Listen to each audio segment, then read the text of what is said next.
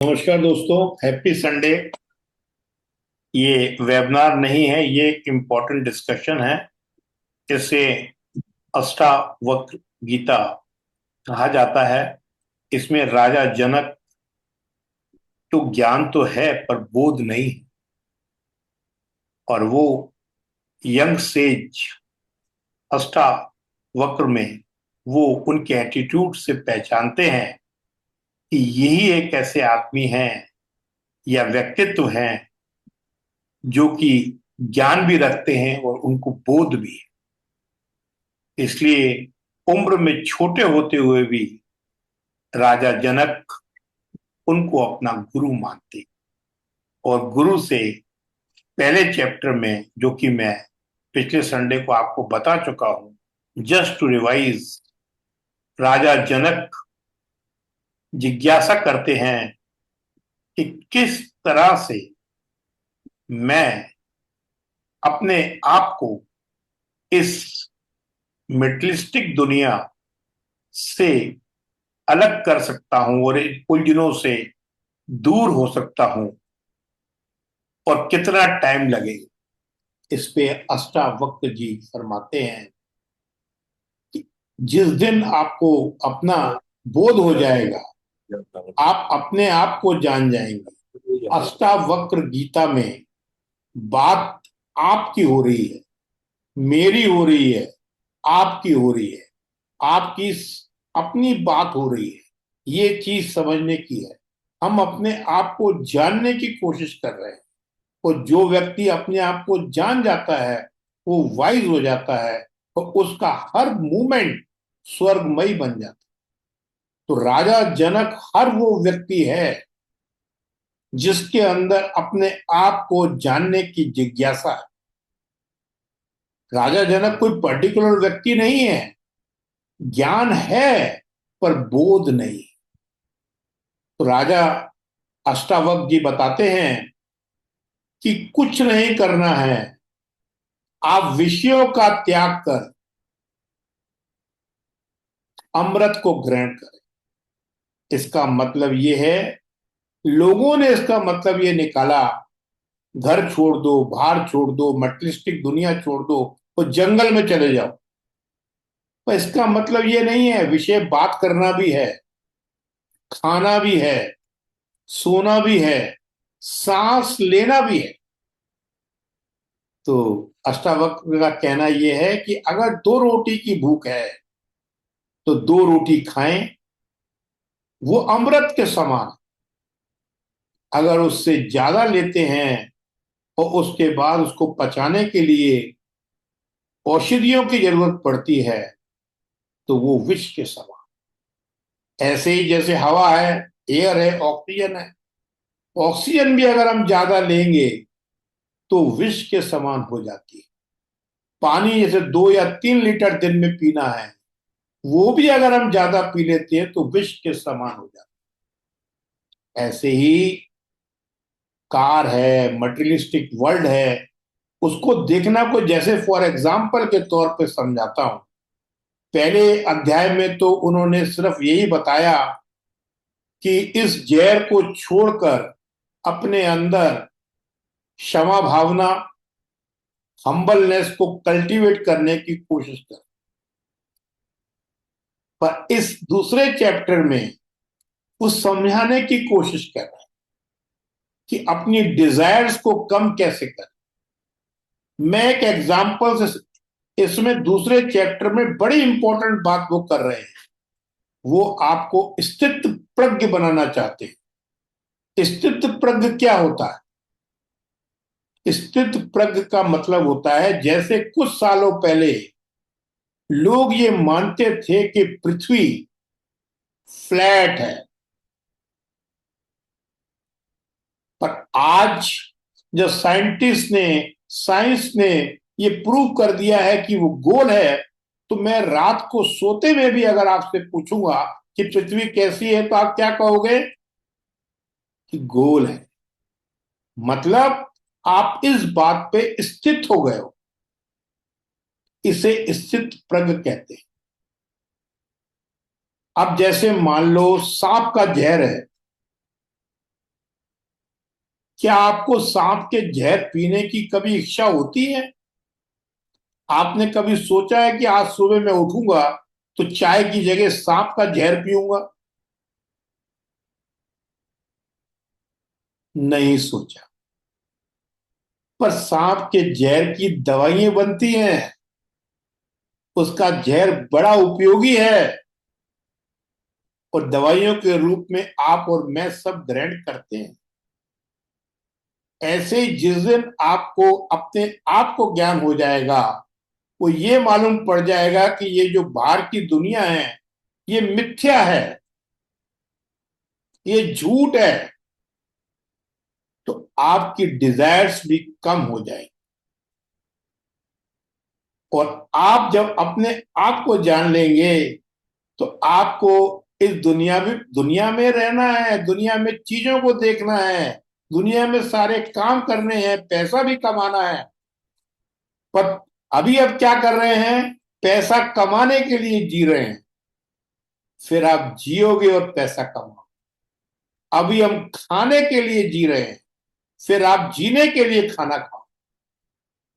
जिस चीज में आपको मजा आता है वो आपके लिए सजा है। मान लो मैं डॉक्टर हूं, मैं जानता हूं कि आजकल जो बीमारियां हैं उनको एक ही शब्द देते हैं, life style diseases. Life style disease मतलब हमारी जबान पे हमें कंट्रोल नहीं है। कई लोग तो ये कहते हैं कि हम अपनी जबान से अपनी कब्र खोद रहे हैं।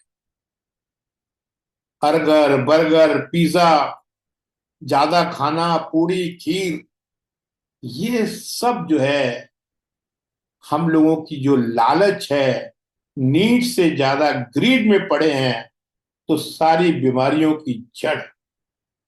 तो अष्टावक्र जी समझा रहे हैं कि जब आपको अपने आप का ज्ञान हो जाता है तो आपकी नजरों में फेर आ जाता है। आप दुनिया में रहते हुए भी मैं से अलग रहते। जैसे पिक्चर का पर्दा है, पिक्चरें आ रही हैं जा रही हैं, पर्दे पे कोई इफेक्ट नहीं पड़ रहा। और ये बात बिल्कुल प्रूव्ड है। जैसे इस बोतल में पानी है, किसी भी आदमी से पूछ लो वो पानी ही कहेगा, नानी नहीं कहेगा, कहानी नहीं कहेगा, पानी ही कहेगा। ऐसे ही जो अष्टावक्र जी कहने जा रहे हैं, आपका सच आपको बताने जा रहे हैं, सारे शास्त्रों में, सारे इतिहास में, सारे उपनिषदों में वही सच बताया गया। पर लोग उसको अलग अलग इंटरप्रिटेट कर रहे हैं। तो अब इस ज्ञान को प्राप्त करके दूसरे अध्याय में आप स्थित प्रज्ञ बन जाएं, उस ज्ञान पे स्थित रहें और आप देखिए कि आपका नजरिया कैसे बदल जाए। तो पहले मैं आपको समझाना, फिर रिवाइज करेंगे कि हमारा जो अष्टावक्र गीता में जो पहली लेयर, ये देखिए पहले जो आप मेरे को देख रहे हैं या आपको अपने आप को देख रहे हैं, ये हमारा शरीर है। ये शरीर जो है 2.5 से 3 किलो का पैदा होता है, वो 80 50 या 90 किलो तक का बन जाता है खाना खाने की वजह से। इसको बोलते हैं बंडल ऑफ फूड। ये हमारी बॉडी है, मांस और हड्डियों से बनी हुई। इसके अंदर बाद में जो दूसरी लेयर होती है वो है प्राण, जिसमें हम इनहेल कर रहे हैं और एक्सेल कर रहे हैं, सांस ले रहे हैं, पवन पुत्र को ले रहे हैं। इस सांस से हमारे बॉडी के सारे सिस्टम चलते हैं, सर्कुलेटरी, डाइजेस्टिव, रेस्पिरेटरी, सारे चलते हैं। तीसरी लेयर आती है एनर्जी की, जिसमें हमारा मन, माइंड होता है, जो हमको हर वक्त नकली चीजें दिखाता है। जैसे आप मेरे साथ बैठे हैं, मैं आपसे बात कर रहा हूं, ये सच्चाई है। पर अगर आप यहां बैठकर अपने काम के बारे में सोच रहे हैं या खाने के बारे में सोच रहे हैं, कितनी देर में ये खत्म होगा उसके बारे में सोच रहे हैं, तो वो झूठ है। पर आपकी जो सोच है, चाहे वो भूतकाल की हो, चाहे वो भविष्यकाल की हो, वो झूठ है। सच्चाई वर्तमान ही है। ना कोई भूत होता है, ना कोई भविष्य होता है। पर आपके और हमारे सबके साथ प्रॉब्लम क्यों है कि जान राजा जनक को तो ये चीज एक सेकंड में समझ में आ गई, हमारे समझ में क्यों नहीं आती? हमारे समझ में इसलिए नहीं आती कि बचपन से अब सुनते आ रहे हैं कि भूत होते हैं। भूत उतारने वाले भी लाखों करोड़ों लोग बैठे हैं। पूरी जनता वहां जाती है, 20-25 हजार रुपए देती है, वो भूत उतरवाती है। दुनिया भर के मेडिटेशन के तरीके हमको बतलाए गए हैं। हजारों आश्रम इस टाइप के खुले हुए हैं। आप जानते तो हैं कि ये गलत है, पर मानने को मन नहीं करता। जब तक आप ये मेंटल ब्लॉक्स नहीं उठाएंगे, जब तक अष्टावक्र गीता आपके दिमाग में नहीं जा सकती। राजा जनक क्योंकि इस चीज को, झूठ को हटा चुके थे, तो तुरंत वो एनलाइटेंड हो गए। तो आपको वर्क करना। तो पहली लेयर बॉडी, दूसरी प्राण, तीसरी माइंड, चौथी बुद्धि, जो आपकी एनर्जी माइंड को कंट्रोल करती है। तो आपका मन आपको भारी साथ आपने सेंस ऑर्गन्स के थ्रू भारी दुनिया से कनेक्ट रखता है। पर जब ये मन शांत हो जाता है, तो ये आपको प्योर कॉन्शियसनेस के बारे में बताता है। ये आपको समझाता है कि अरे भाई, हाथ कट जाए तो भी जिंदा हो, बहरे हो जाओ तो भी जिंदा हो, अंधे हो जाओ तो भी जिंदा हो, कोमा में चले जाओ तो भी जिंदा हो। पर कोई चीज ऐसी है प्योर कॉन्शियसनेस, जिसके जाने के बाद आदमी का आइडेंटिफाइड जो बॉडी और माइंड से हम अपने आप को करते हैं कि मैं डॉक्टर सानी, मैं मीना हजेला जी, मैं गणेश प्रसाद जी, मैं अजय दीक्षित जी, जब अपन माइंड और बॉडी से अपने को आइडेंटिफाई करते हैं, तो ये चीजें खत्म हो जाती हैं, तो हम सिर्फ बॉडी रह जाते हैं। जिस दिन हमको ये बोध हो जाएगा कि हम माइंड और बॉडी नहीं हैं, हम प्योर कॉन्शियसनेस हैं, हम डिवाइन फ्रेगमेंट, हम परमात्मा के रूप हैं, उस दिन आपकी दुनिया बदल जाएगी। जीवन वैसे ही चलेगा, पर आप जो है अलग हो जाएंगे। आपका नजरिया बदल जाएगा। आप पैसा कमाएंगे, अपने लिए रखेंगे, लोगों की मदद भी करेंगे। खाना खाएंगे, पर उतना ही जितना की जरूरत है। आपकी लालच हट हट जाए। तो यही चैप्टर 2 में समझाया गया है कि डिजायर्स को कम कर अपने अंदर सेल्फ की बात की गई है, आत्मा की बात की गई है, परमात्मा की बात की गई है, आपकी बात की गई है। और ये कहा गया है कि आप बॉडी नहीं हो, आप माइंड नहीं हो, और ये जो भारी दुनिया है, ये जो है मिथ्या है। और इस मिथ्या इसलिए कहते हैं कि ये अपनी पृथ्वी जो है घूम रही है। जब तक आप किसी के पास पहुंचते हो तो वहां से खिसक गया हो। रोज आप अपना शीशे में चेहरा देखते हो, आपकी शक्ल बदल गई होती है। कभी अपने बचपन की फोटो देखिए, आप पहचान भी नहीं पाएंगे, आप बदल चुके हैं। ये दुनिया परिवर्तनशील है। तो जब हमको ये समझ में आ जाती है, जैसे मिराज है राजस्थान में दिखता है, तो होता नहीं है, रिफ्लेक्शन ऑफ लाइट। ऐसे ही रेनबो है, वो भी रिफ्लेक्शन ऑफ लाइट है, पर है नहीं, मिथ्या बोला गया है। जैसे आपकी बॉडी और माइंड है, पर वो एक इंस्ट्रूमेंट के रूप में, पर है नहीं, वो बिल्कुल है नहीं। ये जिस दिन आपके समझ में आ जाता है, तो आप जो है इस बाउंडेज से दूर छूट जाते हैं और लिबरेट हो जाते हैं। और अपने आप को जानना ही लिबरेशन कहलाता है, एनलाइटनमेंट कहलाता है।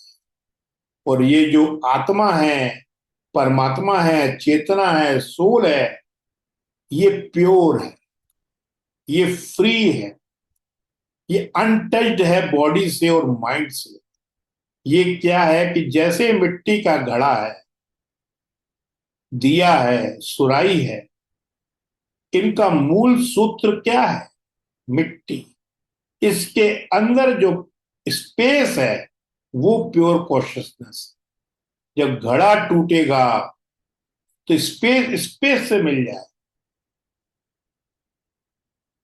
पर आपके अंदर मेंटल ब्लॉक है पुनर्जन्म का, पकौड़ों में तलने का।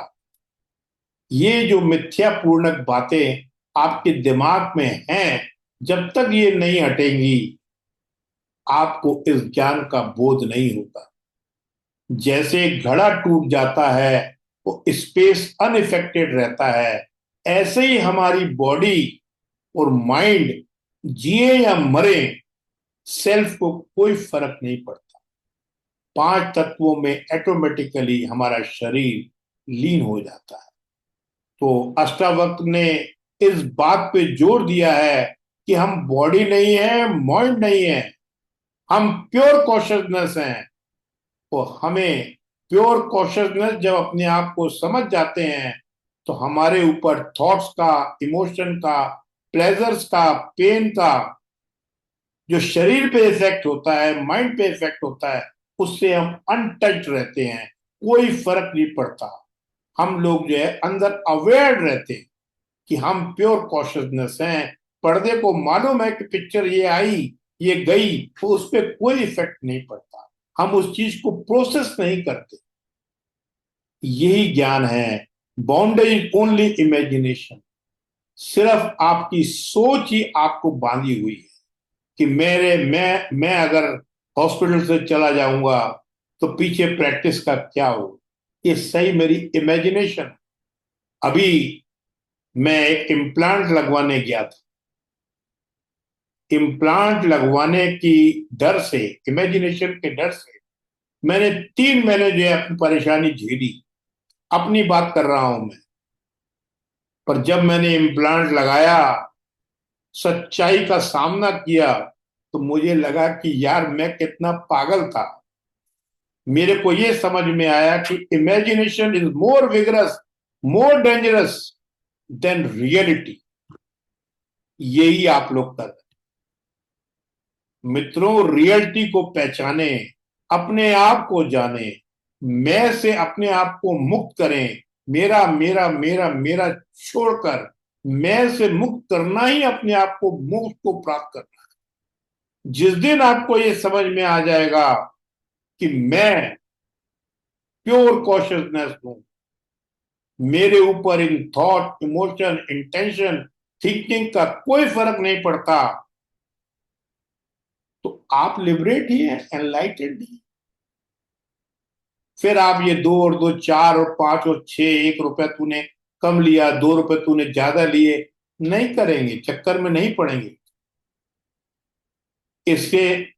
बट अपने आप को पहचानना ही सच्ची मुच्ची की प्रैक्टिस है। और अष्टावक्र जी ने प्योर कॉन्शियसनेस के साथ उदाहरण दिया है कि जैसे बादल आते हैं, वो बादल चले जाते हैं, स्काई पे कोई फर्क नहीं पड़ता, आकाश को कोई फर्क नहीं पड़ता। ऐसे ही हमारी डिजायर्स, जब आपको ज्ञान हो गया, सांप का जहर तो आप नहीं पीते, पर जहर तो उपयोगी है, उपयोगी ले लेते हैं। ऐसा ही करना है। पैसा उपयोग का लेना है, गाड़ी उपयोग की लेनी है, खाना उपयोग का लूंगा। Even when the body acts, the cell remains unaffected. The analog of the sky, freedom is very movement.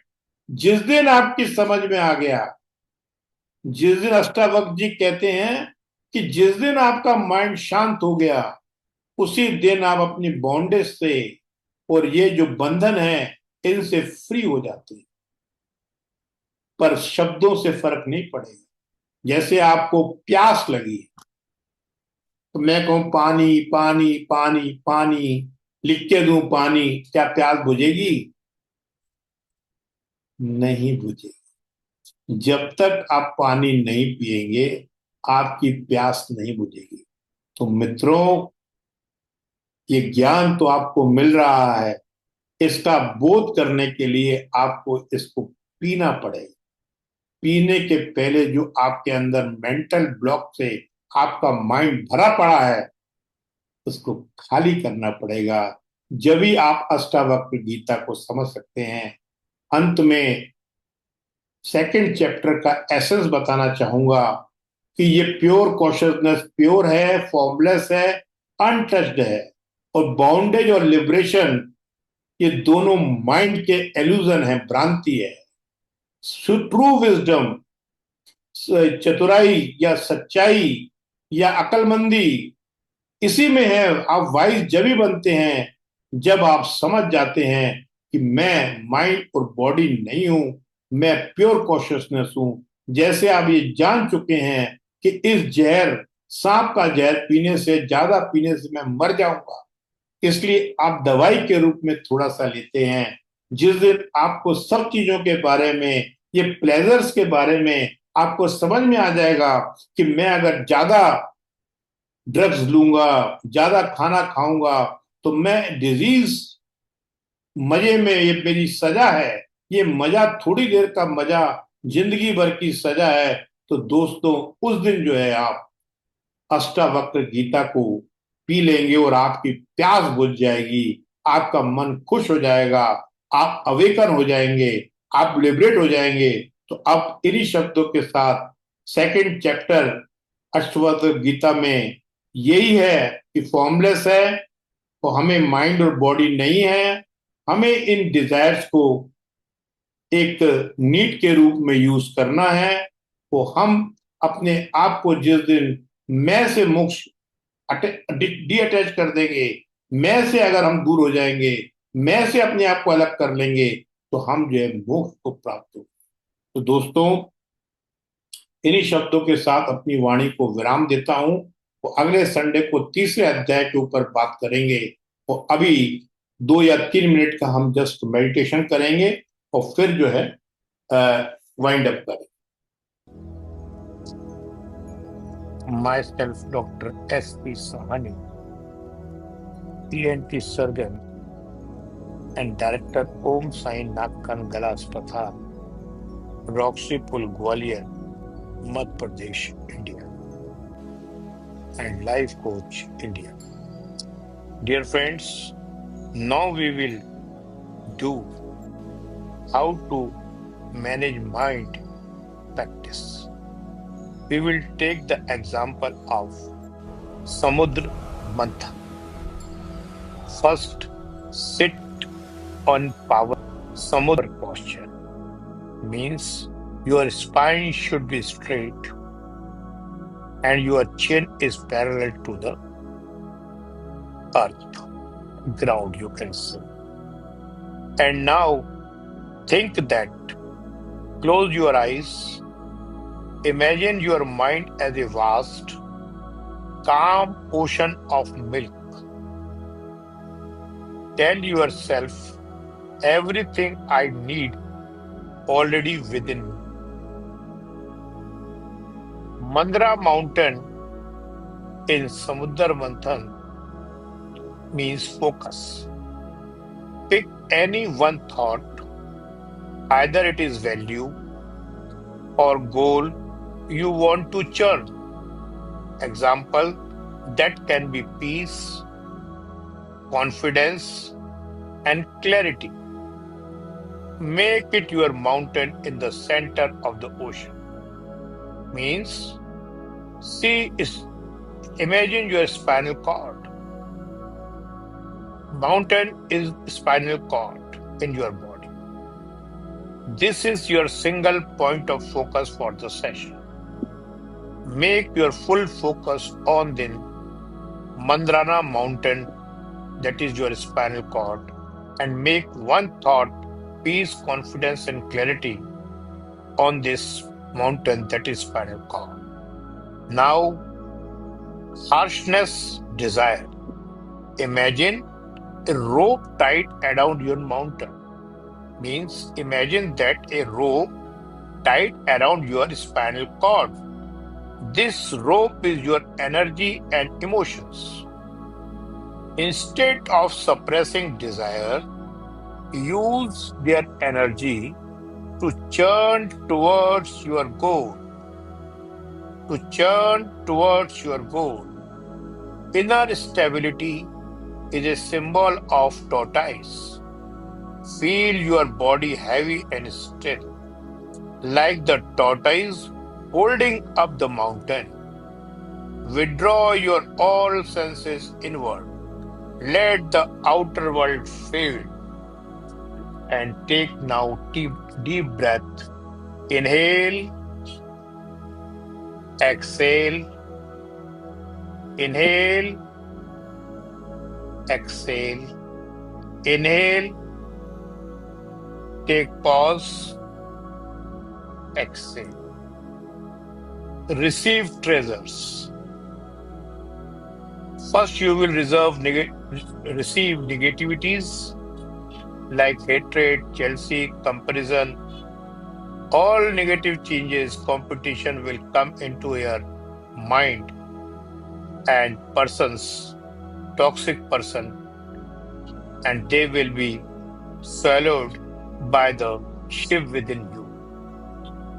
Receive treasures. Now you will receive the treasures. Imagine. Now visualize golden treasures, healing nectar, light emerging from the ocean, that is from the spinal cord. These are your insights, inner peace, joy, and wisdom. Receive them with gratitude. Now again, inhale, exhale, inhale, exhale. Focus on the gap between inhalation and exhalation. Inhalation is known as Prerak, holding is known as Kumbhak, and exhale is known as Rechak. As for our life, breathing, prana is necessary. For prana, breathing is necessary. As for the thinking, this inhalation and exhalation is necessary. But when we hold our breath, you will see there will be no thinking. Try again. Inhale, exhale, inhale. Hold your breath for 30 seconds.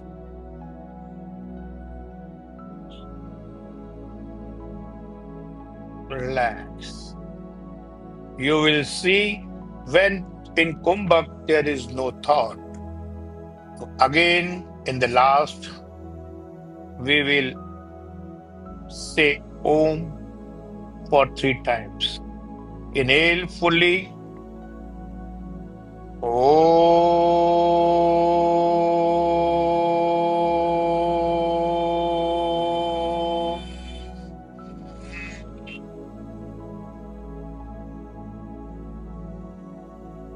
Om.